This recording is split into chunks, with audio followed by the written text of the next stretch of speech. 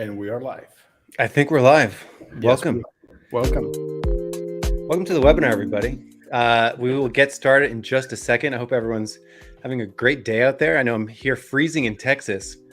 Hopefully the weather's better for Elizabeth and Gonza in I'm not Florida. freezing in Florida. We are not. Actually, here it's pretty hot. I It wish we were a is. little, like freezing a little, right? Cool. Not freezing. I'd say it's chilly here in France. Just chilly, not cold. It's way too much. Let me pull up the comment feed.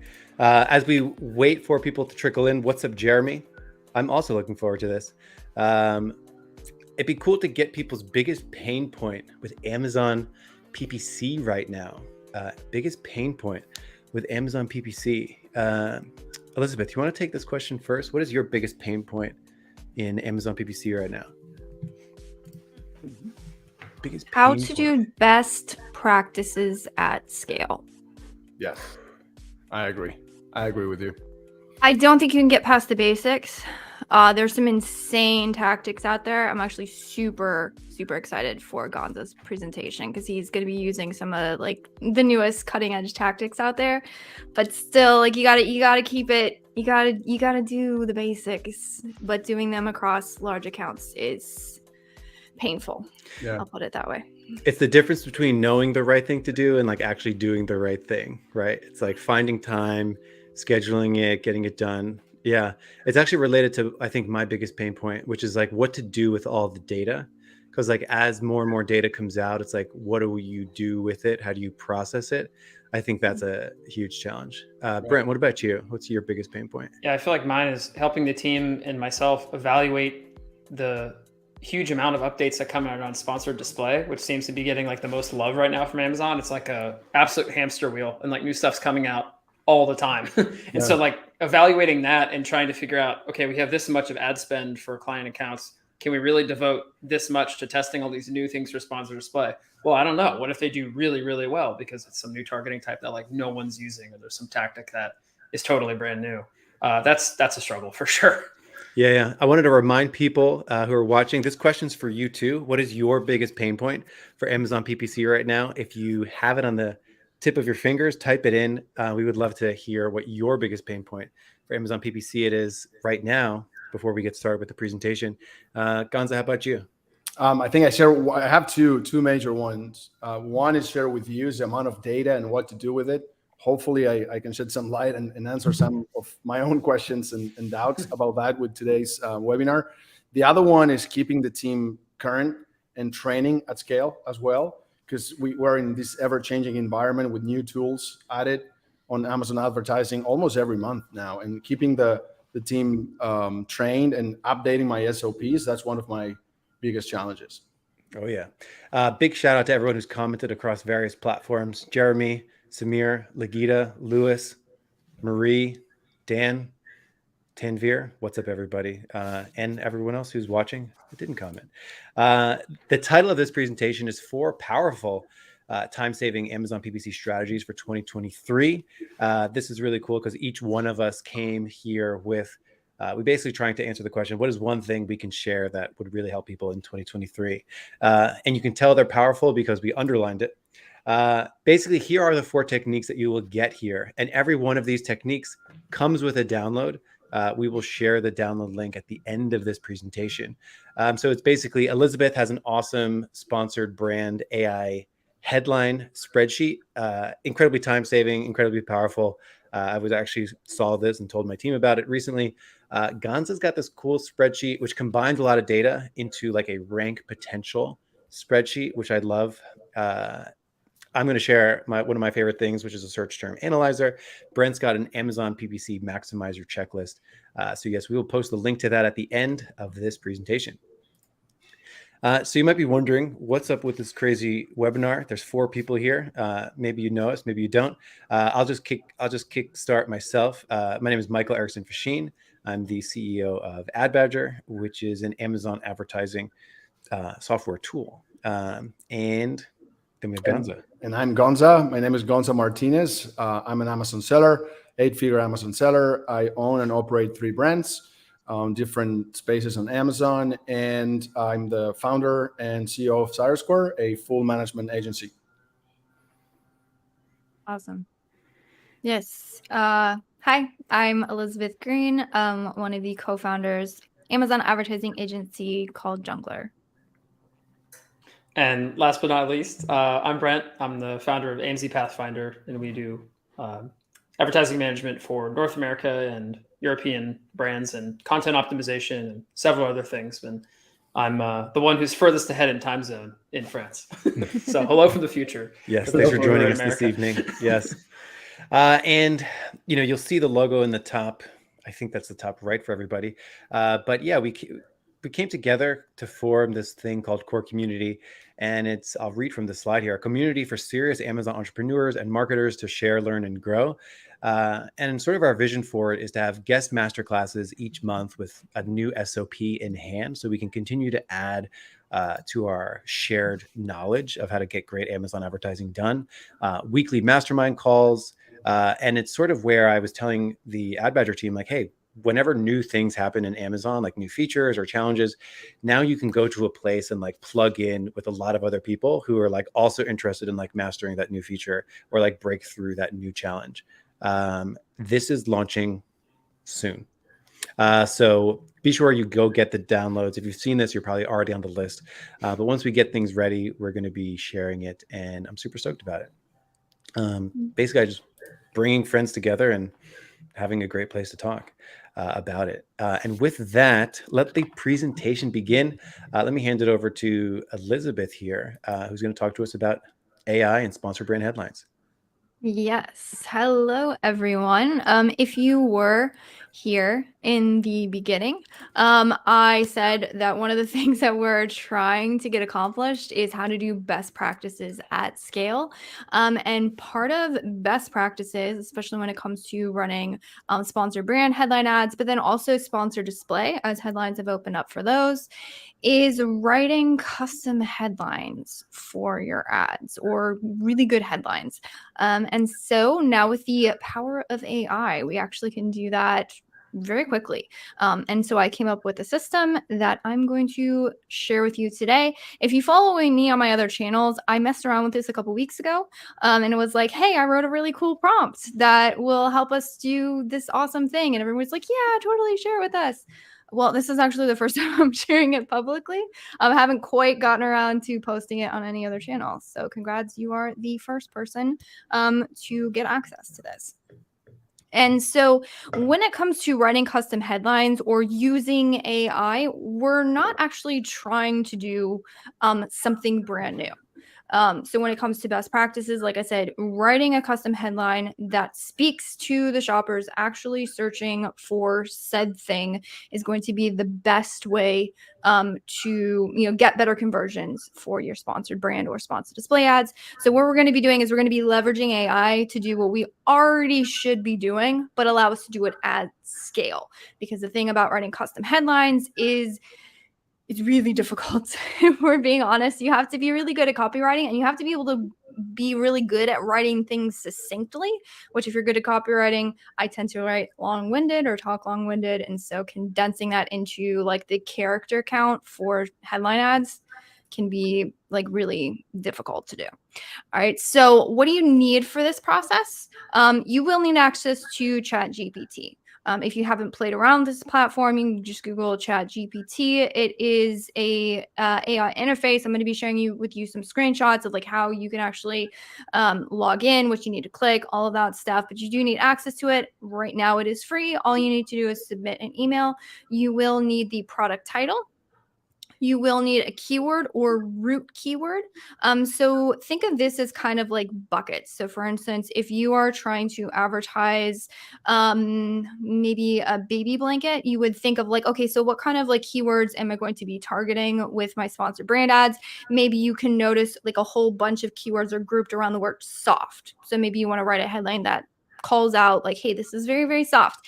Maybe you want to write a group of headlines that's kind of around the keywords girl. Like maybe you noticed a lot of baby girl keywords, and so you want to target the keyword girl. So what we're going to be doing is actually writing these headlines that call out to, again, specific shopper needs that they're telling us through whatever search terms they're typing into search. We'll be able to do that at scale. I'm going to walk you through exactly how you do it. Trust me, it's actually very easy. The AI is going to like blow your mind on this. And the other thing you'll need is the prompt sheet. And that is actually the resource that you will be getting if you go to the link that we'll share at the very end of this, and you can get this particular download. Now, the thing that actually is the meat and potatoes of this is the prompt. Fun fact about AI, if you don't know how to write something called a prompt, you won't actually get it to be able to do what it is that you want it to do. So originally that was all I was going to share. I was like, hey, here's this awesome prompt. But then I was like, I can make it better. I can make it easier. And whenever I can make something better and easier, I'm definitely going to do that. So in addition to just the prompt, you can download this sheet. And this is the example page. There's like a clear page where you can share with your team. You can copy it as many times as you want, maybe keep one specific for each brand you're managing, however you want to do that. But again, you're going to need the two things, which is the product title, which you will enter in right here.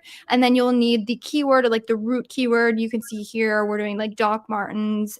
So get the title for that. And then we're going after the keyword women's boots. Maybe we have a baby crib and we're going after a portable crib, so that we want something that's portable, and we're going to call that out. We're going to go over the exact thing you're going to do. So what you'll do is you'll take the product title. This can be anything, like you can just search a product on Amazon. That's what I did, and just scrape the titles. One note on this is the more specific your product title is, so the more optimized your product listing is, the better results you will get from this. I think we all know, like, we shouldn't be having a product on Amazon that just says like organic cotton sheets, and that's like the entire title. If that's all you had in the title, the AI doesn't have a lot to pull from. But if we have, again, like a really specific title, you should get good results for this. And then the root keyword. And then what you'll see is the prompt will appear here. And basically what this is, again, with this prompt, you can just like insert where it says insert product title, insert keyword. You can actually just like replace that. But I actually, again, made it easier for myself. So there is a formula in this. So it replaces it for you. You don't have to do any copy pasting. And all you have to do is grab this. You will go over to ChatGPT and you want to make a new chat, which should pop up a window like this. When you're basically, when you have a new chat, what you're doing is you're giving the AI context. So you don't want to have a continuous thread, like maybe you made a product title for something else and you're like, okay, now let me grab the second prompt and like put that in. The problem with that is the AI already has like the original context for like the first headline that you were trying to generate. So it's going to kind of build off of that context, and you want completely clean context. You want to be able to feed in what exactly you want it to do. So you want to make sure that you have a new chat. And when you do that, all you do is you'll take the prompt here and you'll stick it into this chat box. And then you'll start popping up the first iteration of this. So this is the prompt that I sent it, and I said, hey, I want it to appeal to shoppers searching the keyword organic cotton. And so it spit out this: indulge in pure organic comfort, lane linen sheets, which is a pretty good product title. I mean, it showcases the brand. It meshes in organic here. And then if you go back to this, I also do have this count here, which will tell you how many characters is in it. ChatGPT is a little bit weird. There's some things it just doesn't quite understand. One of them was character count. Trust me, I tried playing around with the prompt and seeing if I can get it to recognize character count. It didn't. It might change if they update it, but for now, I just kind of have a word count in there. So you will want to just double check it in case, it's a certain character, but I have that built into the sheet, so you should be able to double check it. And then the beauty of ChatGPT is you can actually iterate on this. So what you can do is, because it has this original context, you can start saying, hey, can we tweak it like this? Can we tweak it like that? Which is what you probably would be doing if you were writing your own custom headlines. But for you to like rethink of, oh crap, no, I really want it to word in this, or I want it to weave in this, you can just ask it a simple question. So my first iteration was, hey, don't mention the brand name. Maybe I want to make it a little bit more generic. You might want to mention your brand name, but maybe you're like, hey, I don't want to take up words character counts with my brand name. So I say, hey, don't mention the brand name.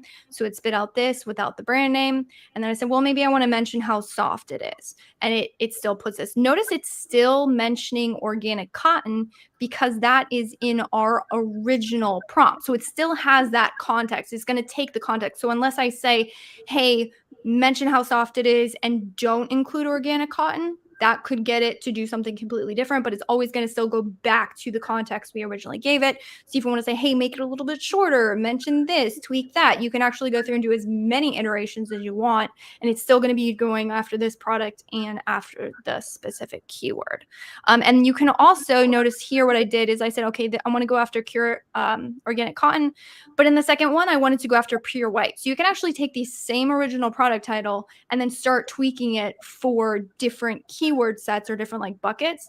And then you can have completely specific headlines around, again, whatever kind of shopper base it is that you're going off of. And this should literally take you 2 minutes to write a whole bunch of custom headlines, which is pretty awesome. So you can use the system to create custom headlines at scale without any copywriting skills. So if your first language is not English, or like me, you're like, I know how to write a decent headline, but I'm not super confident in my copywriting skills, although I try. You definitely can use this system and maybe pass off this to somebody else on your team who you say, if they were having to write everything from scratch, maybe it's not going to be as good as I want, but because they can leverage the AI, you can get some really awesome results out of this. And I love that's it. all I got. I love it. And also for volume, right? Just to try Yeah. different things. Yeah, it's hard to come up with different things creatively, but if you have, AI helping you, you can come up with 10 different ones that you can try and test live on ads. And I think we didn't mention how important it is these days to test creatives, both headline and image for this type of ads. It's crucial.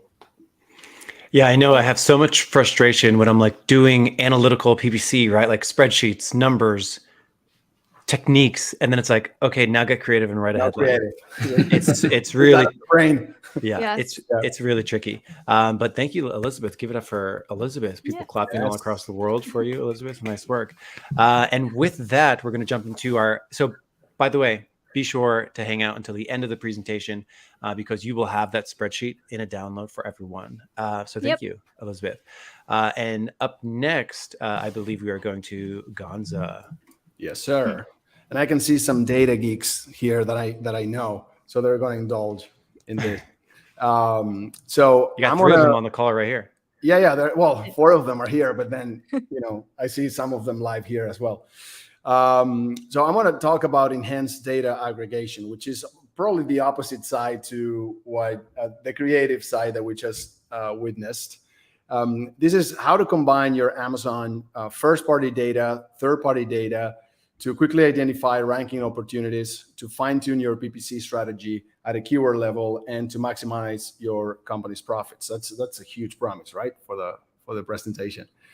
So the biggest problem that I have as a seller is the same one as an agency, is the amount of data that we have, and it keeps piling up.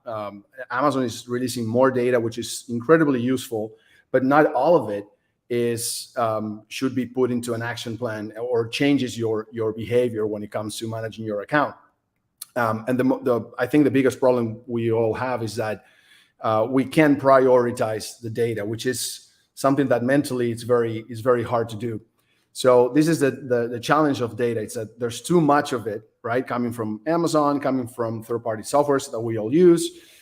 It all seems useful, like you get super excited, but at the end of the day, you don't know what to do with it. Then what should you prioritize? The data that Amazon is giving you, the third-party data, sometimes they conflict with each other. They're not the same. Third party is calculating, Amazon is giving you the actual raw data.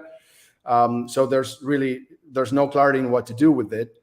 And then not clear which data to use to come up with a better advertising strategy, meaning you collect the data and then what should you do? What's the next step? So I want to try to answer the most common ranking and advertising questions that I see, that I hear out there, and then point at the right data to solve or to answer each one. These questions, the ones that I selected for today's webinar, are how should I rank a product? I hear this a lot.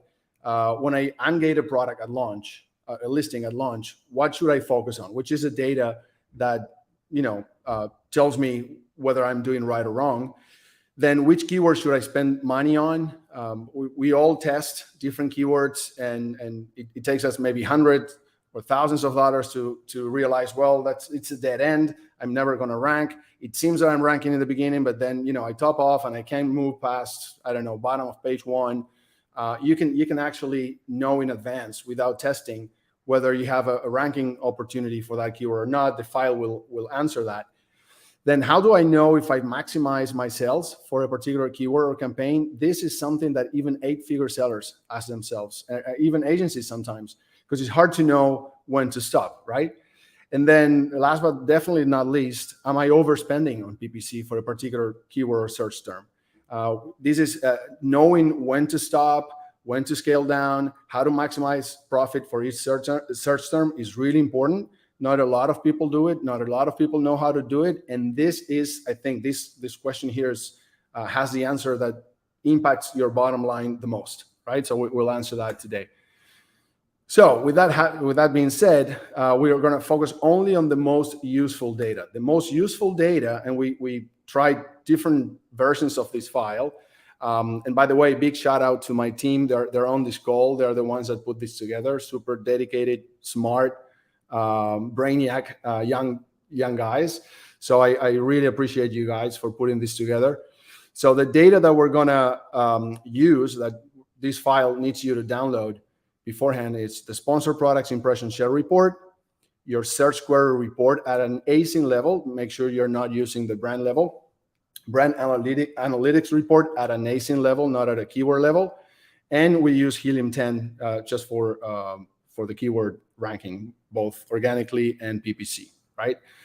Big caveat here, make sure that you download the same date range for all of this, because otherwise you'll end up with the wrong data. This looks like that. This is the file that you're going to get at the end of this webinar. This is an empty file, obviously. What you're going to be doing is there are tabs in the bottom where for you to paste the reports that you download, one for the search query report, the other one for the brand analytics report. Your Helium 10 report is tab 3. And then your sponsor product search term impression share report is on the last one. There's a glossary there that teaches you how to do it, and you'll walk away today with an SOP, an actual document that teaches you how to operate this file, so I'm not going to cover it on the call. This file aggregates the data, but also calculates. You can see some of the columns there that are grayed out. Calculates data that Amazon or these third-party softwares don't give you, and this is one of the most important data sets to look for.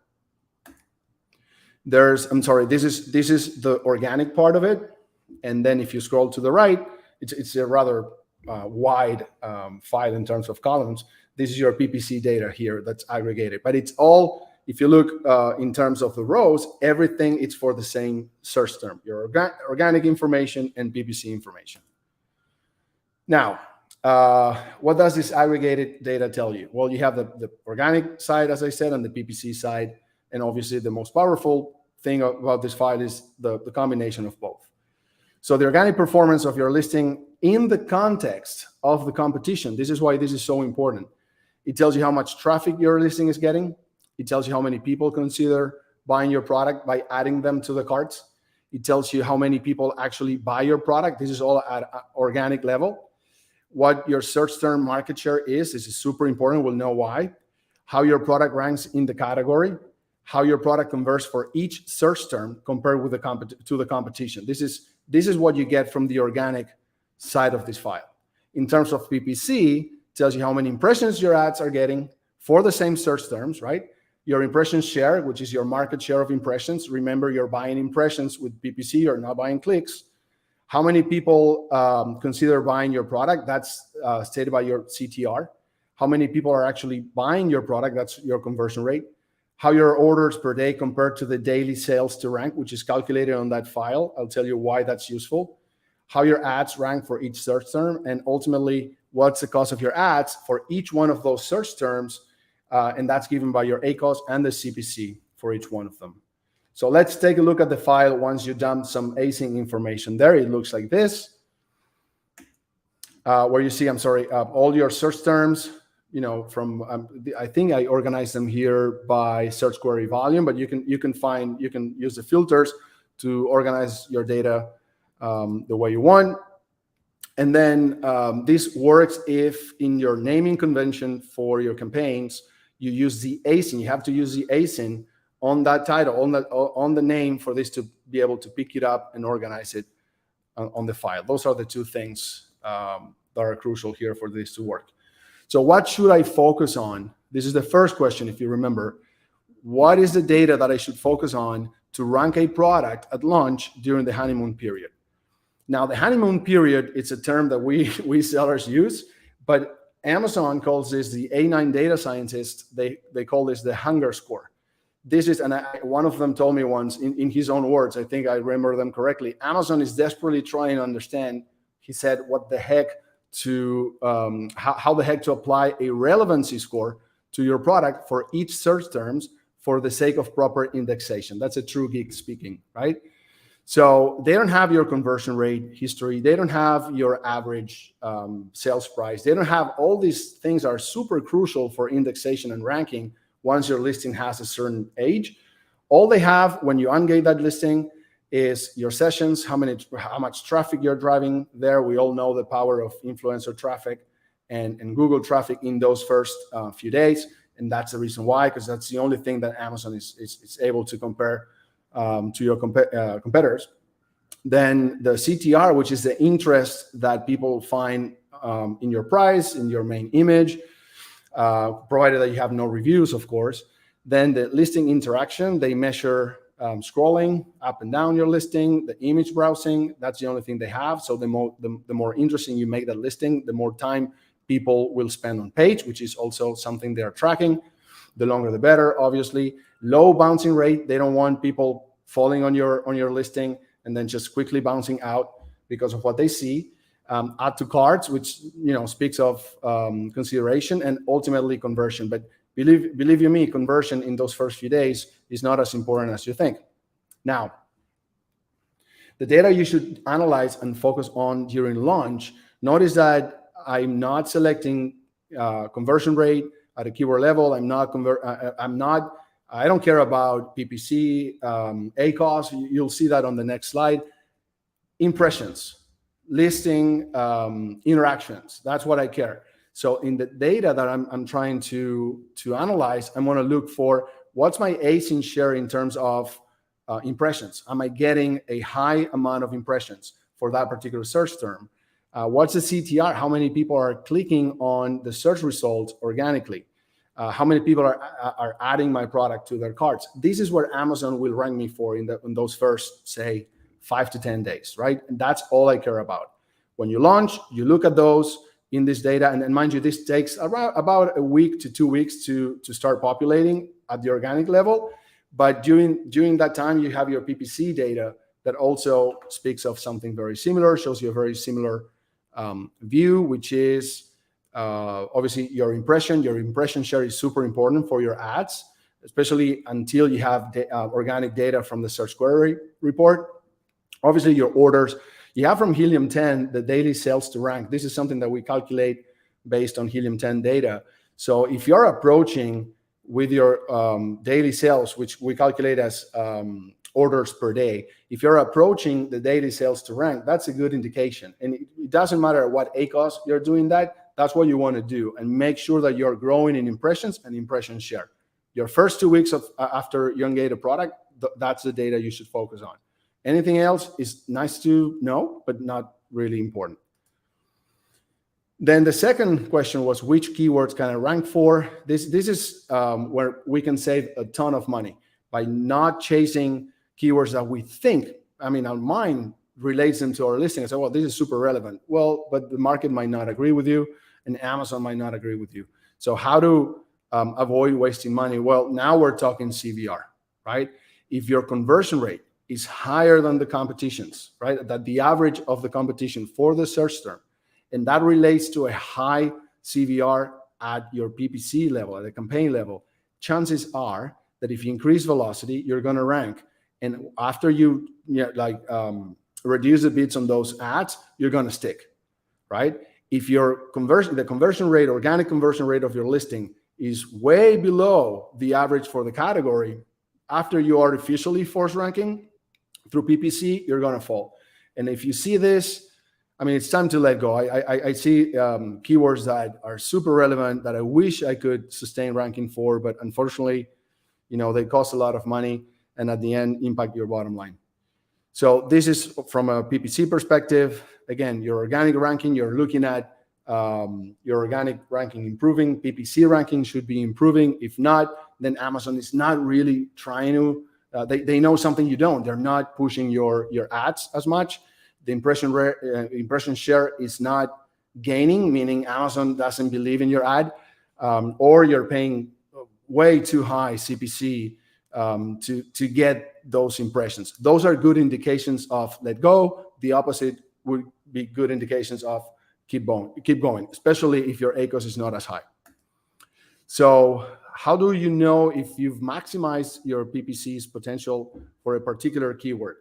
We find ourselves more often than not trying to maximize and get more without knowing really how much more. What's the actual market and how much of it I have already captured? Well, if you go to your organic data, there's a total count of sales per search term, and it tells you how much you've already captured.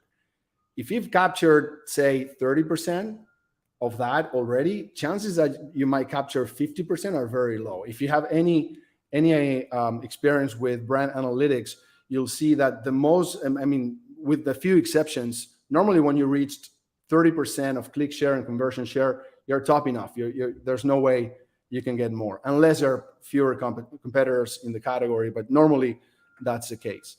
When you look at your PPC data, again, impression share, do you have 80% of the impression share? Well, chances that you get 100 are very, very low.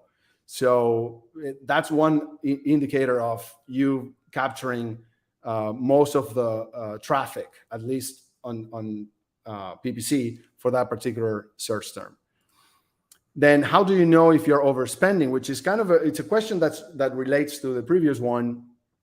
And what's the actual, I call it the bottom line, right? What's the cheapest CPC and the cheapest ACOS that I can get for a particular keyword?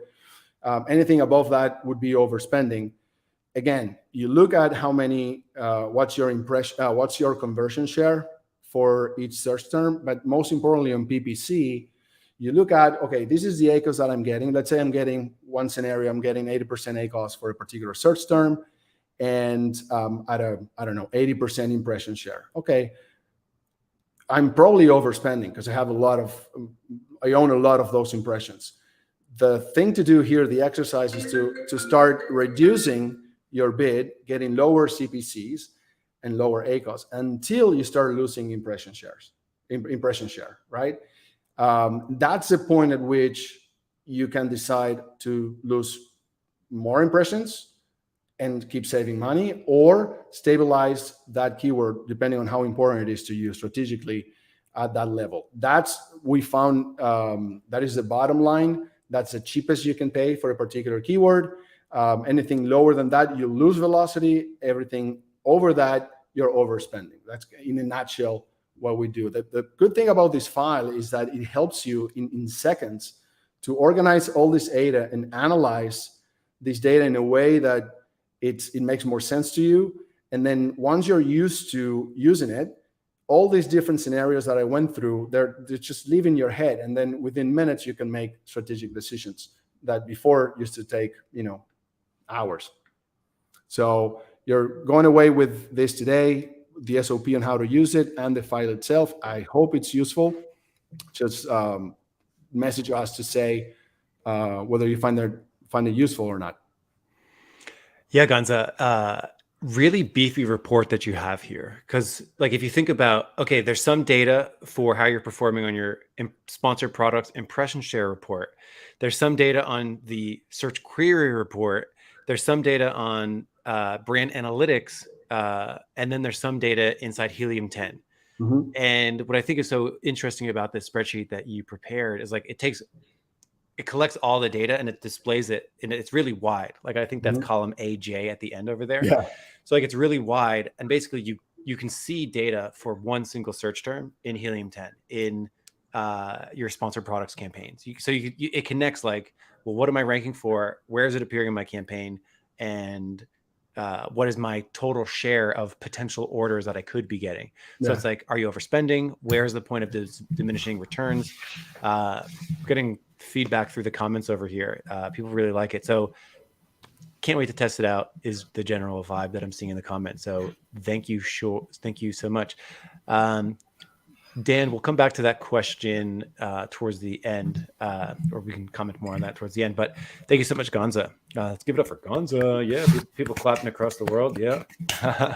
I think I'm next. So here I go. So one of my favorite things to do in Amazon PPC is to try to, again, like find meaning from like a lot of data. I always say, like, even if you had every single data point, it'd be still a huge task in order to like find meaning from it. So for me, I'm going to spend a lot of time in the search term report today. Hopefully all of you know where to go get a search term report. In the example I'm using is sponsored products, but it also applies to sponsored brands as well. So hopefully everyone here knows the difference between your targeting, your keywords that you're bidding on, and then a customer search term that is actually triggering the ads. So I always say, like, you bid on keywords, you bid on targeting, and then your ads are triggered for search terms by people. So I bid on phrase match running shoes, and I can appear for running shoes for men. Okay, fantastic. But basically, when you do a level of analysis on your search term report, and I encourage everyone to do this level of analysis in their search term report periodically, how much are you spending on search terms with 0 orders versus search terms with 1 order or more? And typically the answer is, how much did you spend on things with no orders is usually too much. And how much did you spend on things with orders? It's probably not enough. So when you look at your ad spend, even on a good account, even on an account that you think is working just fine, when you actually go in and you look at how much am I spending on things with 0 orders versus how much am I spending on things with 1 order or more, it usually looks like this. It usually feels like this. In fact, this is a real account that I looked at that actually is an amazing account. However, it spent almost 10 grand on search terms with no orders, and it spent 1 order or more for search terms. For search terms that had 1 order or more, it spent about 4 grand on it. Now, if you're looking at this, this looks really bad. This account is at a 25% ACOS, approximately. Don't do math on live camera. But yes, this is about a 25% ACOS here, which is really good for most people. Most people would love a 25% ACOS, and that's sort of where the client wanted it. But if you look at this, you look at it and say, wait a second, you spent 10 grand on things with no orders and so little on things with orders. The obvious thing that you would say here is, well, go into your search term report, find everything that you spent over $20 without an order, and just turn it into a negative keyword, right? That would be like the wisdom here. You have a whole bunch of non-converting spend, go find everything, go find all the misbehaviors and add it as negatives. There's an issue with that. In your search term report, you will see this for thousands of rows. You will see things like running shoes for men, 1 impression, 1 click, it spent 90 cents. How are you supposed to add that as a negative? It only got 1 click. Men's running shoes, 2 clicks. Down press ringer only, 1 click. Hand close ringer, 1 click. You basically have thousands and thousands of rows of things with 1 or 2 clicks. What are you supposed to do with these? You have no data to say, okay, well, when it crosses over 20 clicks without an order, then I'll negate it. There's not enough time, energy, bandwidth to get 20 clicks on 20,000 search terms. It would be an impossible task. So, one thing that I like to do, and you can do this too, you can run a pivot table. And when you do the pivot table, you can run all these different types of analysis, like show me how much I spent with no orders. One little piece of analysis that I love to look at is like, this is probably what your search term report looks like too. And I'll actually break this down really quick. So obviously this search term had a lot of search terms. It's more than just the X axis here. So basically what you have here is every little blue dot is the amount of clicks for a search term. And you can see here that in this account, which spent about $15,000 in a month, it only had one search term over 750 clicks. It only had like a few search terms reaching 250 clicks. And then maybe some search terms over 100 clicks. Most search terms get very few clicks. And this is very likely what your search term report looks like. Maybe you get something with 100 clicks, 50 clicks, 2 clicks. The majority of your search terms are going to be 1 or 2 clicks, making it really hard to say, well, as soon as something hits 20 clicks, then I'll turn it into a negative. In fact, in this account that I analyzed, how many search terms get 5 clicks or less? And this account had about 6,600 search terms total. And this was the spread of them. Of the 6,600 total search terms that's on bottom there, that first number, 6,293, is for search terms that got 1 to 5 clicks.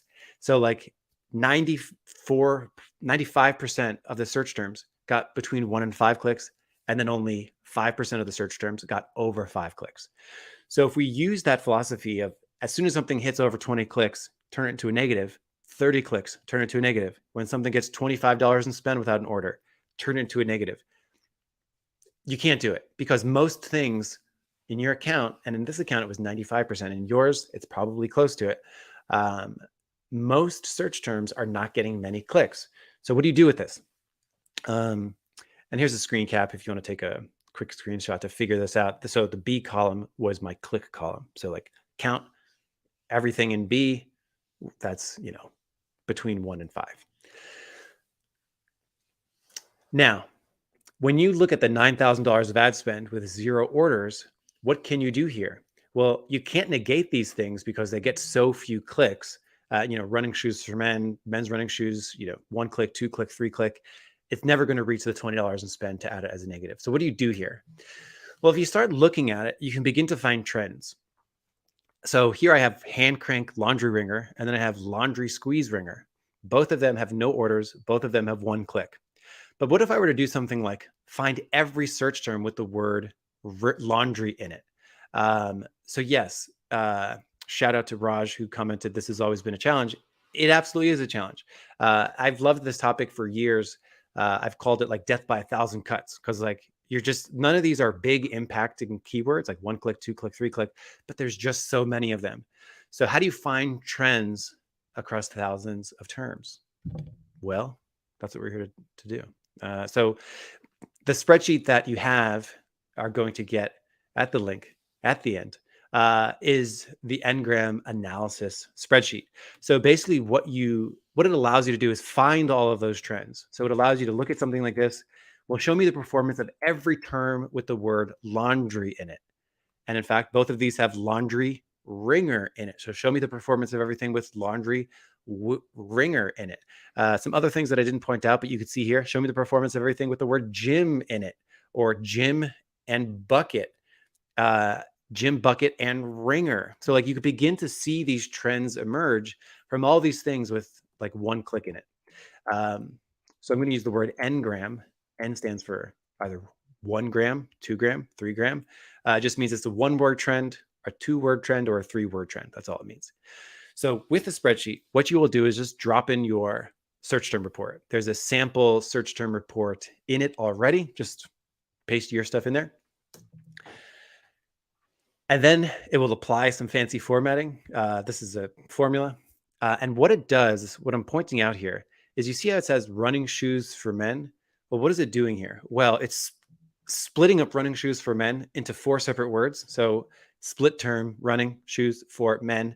And then right below it, I'm splitting men's running shoes. And what that will allow me to do is say, show me every term with the word running. What is that performance? Show me every word with the word men in it. Show me that performance. Shoes, show me that performance. Running shoes, show me that performance. So you begin to aggregate all this very separate data, which is sick. So here we have the monogram page, and it will look like this. You can see that the number 1 search term here for me is the word gym. So gym appears in many places. It ended up everywhere where it was found, 3,000 clicks. Now, this isn't the term gym. This is every single search term with the word gym in it. One more just to repeat. this isn't the performance of the word bucket. This is the performance of every single search term where bucket was part of it. And you can see this, like all this looks pretty good. So what do you do with this data? Like, how do I generally use it? Well, the first thing I do is to find new negatives. That's the first thing you can do when you start to combine this data. So the word metal is my example here. The word metal, everywhere where the word metal was, 150 clicks, only 2 orders, 320% ACOS. And here's the thing, I would have never found that because when I look at the terms involving metal, there were 97 of them and they all had like 1 click. I couldn't do anything with it. I would have never found this. However, when you combine it, well, those 97 search terms ended up costing me $140 and only gave me $43 of revenue. I can make decisions now on the word metal. So it allows you to see these trends. I absolutely love this. Let's look at one example. 2, it can help you find new positives as well. So for example, coffee earn, didn't even know that was a thing, but coffee earn is a term. I never would have found it. It was across like, 20, 30 terms, all with 1 click. But when you combine it, it actually had a crazy 9% ACOS, which is pretty cool. So it just allows you to find these trends in your search term report. I absolutely love it. I hope you do too. And that's it. Let's hand it over to Brent. Actually, let's clap for me across the world. Yeah, absolutely. I was going to say, Mike, I remember the first time you showed me the concept of engrams and it blew my mind. I had never seen that before and I immediately started using it like all over the place. Oh yeah, this is sick. Yeah. I don't know if you have a template for it already, but you can get an updated template. I cleaned it up a little bit, and that's what it looks like. I might have your old No. one for that matter. Oh, I didn't know you had a new one. I literally was on a client call today. We're struggling with lower conversion rates. And when we look at the converting search term level, we're like 8% ACOS, 5%. Like it's ridiculous how good of results we're getting when we convert. The problem is they're off season. They're dealing with like a 2% conversion rate. So yeah, I actually was on the call today and I was like, so I have this system. We're running through it today. Yeah, the engram. Love the engram. It's so simple. It's like, oh, you see all these terms with metal? Well, imagine if you could just combine all the data. Let's hand it over to Brent. Thank you so much. Yeah, speaking of simplicity, so these tools that everyone's gone through so far, really cool spreadsheets, lots of formulas. What I'm going to present is far more simple. So basically, this is a checklist. And as I've written here, it's a checklist you can step through at any time of year. I made it like Q1, but really you could do it Q4, Q3. And it's supposed to be a pretty exhaustive top-down look at campaign types you're running, little gotchas here and there you need to watch out for, and foundations you should have in place. So that's basically the premise of it. And the first part I want to like zoom out. Yet again, we're trying to simplify a little bit from these other tools, which are really great, don't get me wrong. But this is something that's easy to explain and kind of hard to implement. And a checklist as a concept is really interesting. So why bother using a checklist? Well, first of all, as I talked about at the start of the presentation, like we're having a hard time figuring out all the complexities and new stuff that's coming out with sponsored display. If only we had a checklist that had all the best practices for sponsored display and the things we want to do, and then we would just go down it for every account we work on and check it off. Well, that sounds pretty simple. That's what we've attempted to make here. I mean, it's not supposed to be every single campaign ever, but it's the stuff that we find the most useful, the most effective, the things that we found the most, let's say, treacherous to watch out for, like mistakes. And who uses checklists? I mean, when I think of a checklist, the first thing I think of is like a surgeon or a doctor or a pilot or someone in the military, like mission critical applications where they can't afford to screw up, basically. And so going down that checklist is a physical act of saying, yes, yes, yes, no, okay, we need to go and remedy this situation. And that's why I think a checklist is so powerful. The other thing I want to just encourage everyone to do is like question your longstanding assumptions you've made about your account. It's a new year. I feel like I can still say that because we're doing this on the 31st. So still the first month by the skin of the teeth. But yeah, question the assumptions you have about your account in the new year and go through a checklist and try it out. And the last thing, use your brain for the implementation part. Don't worry about like, should I do this or should I not do it? Following a list is an easy way to do it. Yeah, so basically, how do you use a checklist? I'm not sure I need to give this part as a presentation, but the way this PDF works is you can open it on your computer and you can check it off right there. The boxes are checkable. If you are super old school, you can print it out. It's 10 pages. I think 9 pages have actual content on it. And then pass it around your team. Send the PDF to your ad guy, your marketing person. If you're the business owner, you want to do it yourself, send it to a VA, look at it yourself. It's meant to be shared, like all the things we've put here, and there'll be a link to it like everything else. So it has pretty much like 4 sections. The first one is strategic preparation. I'll go through that first. Basically, the idea here is you want to examine the fundamentals for the account overall. And this makes the rest of the stuff in the checklist much easier to accomplish. Think of it like laying the foundation for a house and then building on top of that.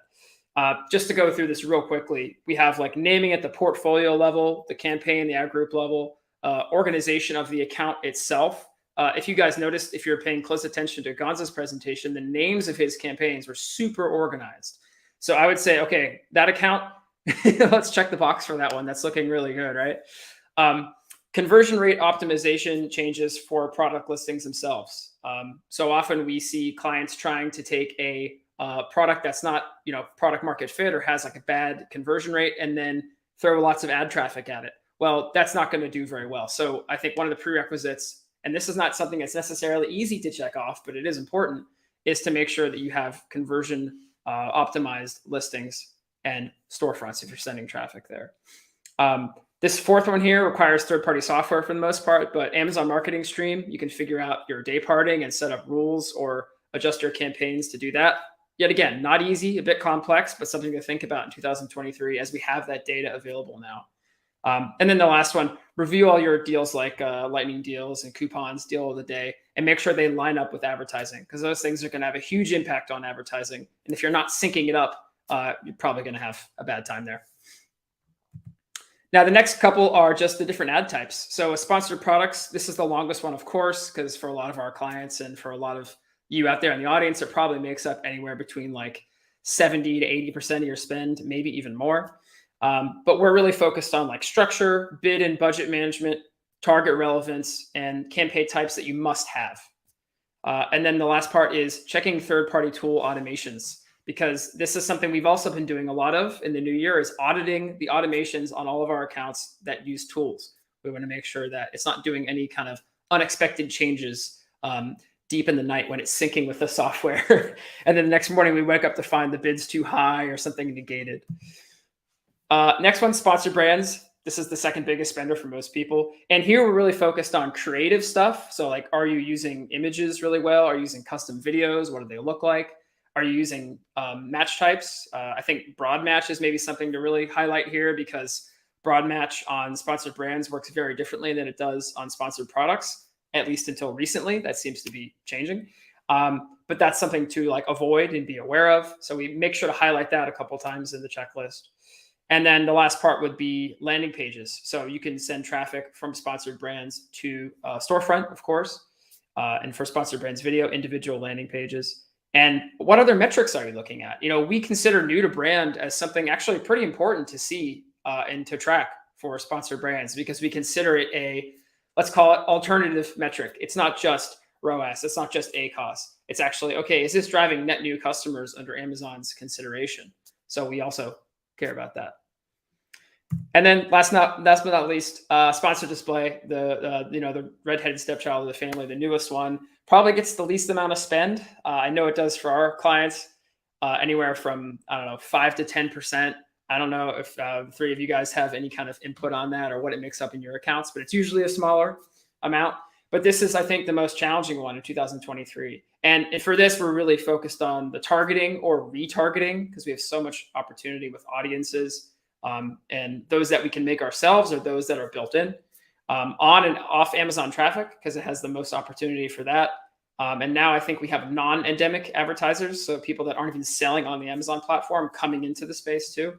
And then the bidding types, because we can actually do CPM bidding here. So we're not bidding per click anymore, we're bidding per 1,000 impressions. And done correctly, this can be a way to get really a lot of impressions and traffic at scale for a cost structure that might be more appealing, depending on what your product life cycle is and everything like that.